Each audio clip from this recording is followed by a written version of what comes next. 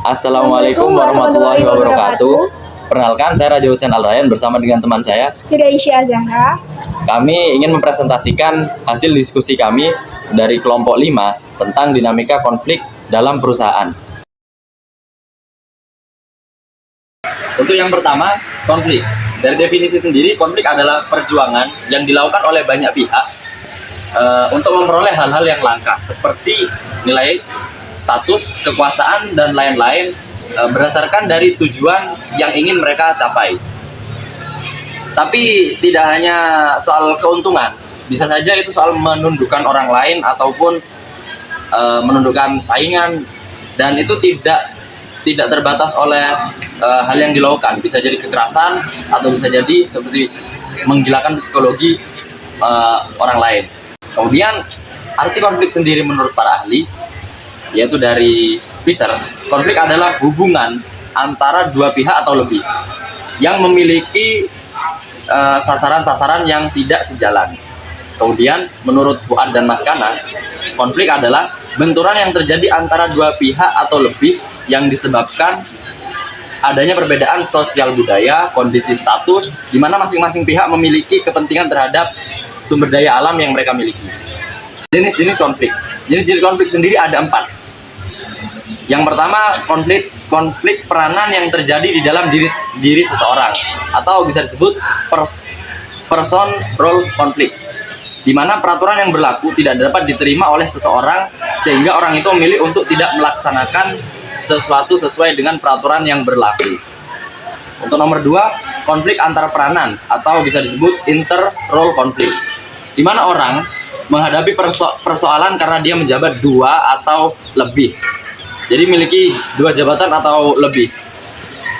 Fungsi yang saling bertentangan, misalnya anggota serikat pekerja yang juga pengawasan atau mandor perusahaan. Lanjut yang ketiga, konflik yang timbul karena seseorang harus memenuhi harapan oleh permintaan atas dasar permintaan orang lain, atau bisa disebut intergender konflik. Misalnya suatu dekan fakultas meminta mahasiswanya seperti memenuhi permintaan yang berlainan pada ketua jurusan. Yang keempat, konflik yang timbul karena disampaikannya informasi yang bertentangan, seperti miskomunikasi, atau bisa juga disebut intragender konflik. Sumber-sumber konflik itu ada banyak sekali sumber-sumber konflik yang ada. Yang pertama, kebutuhan untuk membagi sumber daya yang terbatas. Karena sumber daya di bumi ini sangatlah terbatas, jadi pasti semua manusia itu berebut-rebut untuk mendapat keuntungan tersebut. Yang kedua, perbeda-bedaan dalam berbagai tujuan. Terkadang ketika kita menjabat sebagai sesuatu, kita memiliki tujuan yang berbeda dengan orang lain, yang menjadikan kita bersaing dengan orang lain. Yang ketiga, saling ketergantungan kegiatan-kegiatan kerja. Karena saling ketergantungan dengan kegiatan kerja, maka akan berebut di kegiatan-kegiatan tersebut. Yang keempat, perbedaan nilai atau suatu persepsi. Terkadang banyak sekali orang-orang yang berkonflik gara-gara perbedaan sudut pandang, padahal sebenarnya sama saja. Kemudian yang kelima, kemenduaan organisasional, dan yang keenam, gaya-gaya individual. Nah, gaya-gaya individual ini biasanya terletak pada perbedaan budaya atau suku. Cara menghindari konflik. Yang pertama, prosedur klarifikasi. Prosedur ini melibatkan proses sistematis untuk mengidentifikasi dan menyelesaikan konflik atau ketidaksetujuan. Yang kedua yaitu kotak saran. Kotak saran adalah suatu fasilitas yang digunakan untuk mengumpulkan keluhan, kritik, atau saran yang ditulis di secari kertas oleh pelanggan, anggota suatu lembaga, atau masyarakat umum. Yang ketiga yaitu kebijaksanaan pintu terbuka. Prinsip ini mengacu pada sikap keterbukaan manajemen atau pemimpin untuk mendengarkan keluhan, saran, atau masukan dari anggota tim kapan saja. Hal ini mendorong komunikasi yang lebih bebas dan transparan. Yang keempat yaitu pertemuan kelompok. Melibatkan anggota kelompok untuk berdiskusi dan bertukar pandangan dalam pertemuan formal atau informal. Ini adalah salah satu cara efektif untuk menyelesaikan perbedaan pendapat. Yang kelima yaitu rapat anggota dan lain-lain.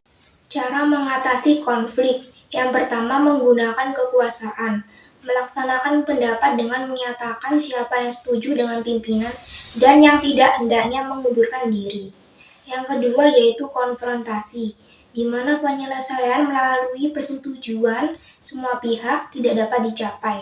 Dan hal itu dibiarkan demikian agar pihak-pihak memikirkan dan merenungkan kembali pendapat masing-masing. Yang ketiga yaitu kompromi, di mana pihak yang satu mengorbankan sesuatu agar memuaskan pihak yang lain.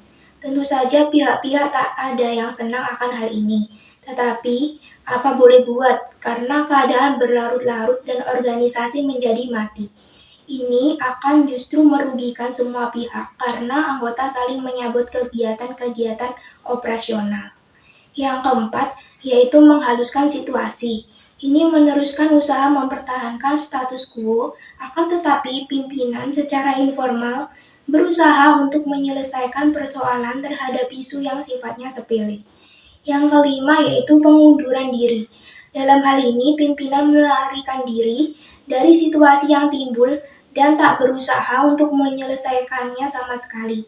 Pimpinan menyerahkan pada kekuatan yang ada untuk nantinya memperoleh keseimbangan kembali. Karena dia memang berpendapat bahwa demikianlah seharusnya proses konflik berjalan.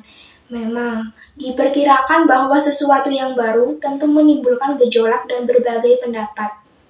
Tetapi dengan berjalannya waktu, hal yang baru itu diterima sebagai hal yang biasa dan pihak-pihak akan dengan sendirinya mengerti dengan duduk perkaranya. Strategi resolusi konflik tim yang menang. Yang pertama, tetapkan dengan jelas dan sepakati masalah yang menimbulkan konflik antar anggota. Yang kedua, persiapkan, lakukan PR Anda dan bicara dengan spesifik. Yang ketiga, bersikaplah positif. Yang keempat, melangkah dalam sepatu orang lain. Yang kelima, temukan persamaan-persamaan. Yang keenam, hadapi dengan fakta, bukan emosi. Yang ketujuh, sajikan fakta dan bukti, berikan saran dan alternatif. Yang kedelapan, ciptakan komunikasi terbuka, dengar dahulu, bicara kemudian. Yang kesembilan, tunjukkan minat pada sudut pandang orang lain. Yang ke-10, selidiki opsi-opsi dan kemungkinan solusi bersama-sama. Yang ke-11, tutup dengan nada positif, tegaskan kembali sasaran-sasaran.